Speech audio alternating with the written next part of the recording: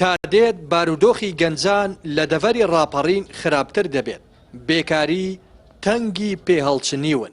بەرپرسی ڕێکخراوی گەنجانی ڕاپەڕین دەڵێت تەنیا لە دەڤەری ڕاپەڕین هەفتانە 7 بۆ 8 گەنج کۆچ دەکەن کە زۆرینەی گەنجی کوڕە. بەو هۆیشەوە ڕێژەی کچان 3 بەرامبەری کوڕانە لە سنوورەکەدا. بەداخەوە دەڤەری ڕاپەڕین گەنجان لە بارودۆخێکی ئەوەندە خراپدان کە بەداخەوە تەنیا وان لاتووە سەری خۆیان هەڵگرن و کۆچکەن کە ئەمەش وای کردووە ڕێژەی هاوسەنگی ڕەگەزیش دروست بێ کە بەداخەوە کچان و ژنان دەبینی لەم کۆمەڵگایە بۆتە 3 بە 1 یعنی 3 بەشی ئێستا کچ و ژنن بەڵام بەشێکی گەنجە کە بەداخەوە.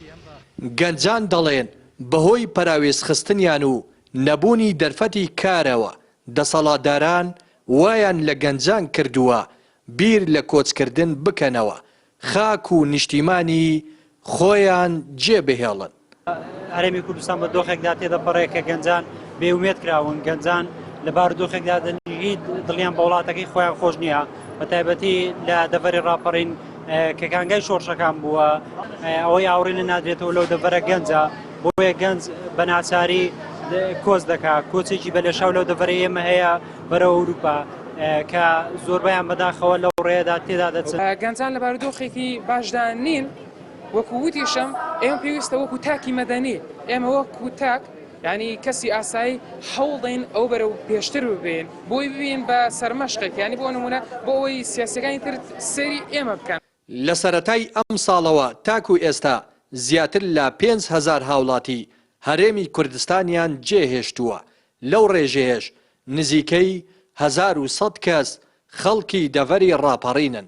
لە ماوەی ڕابردوودا 24 گەنجی کۆچبەری دەڤەری ڕاپەڕین کە لە لیبیا دەستگیر کرابوون دوای نزیکەی مانگێک بە کەسوکارەکانیان شاد بوونەوە.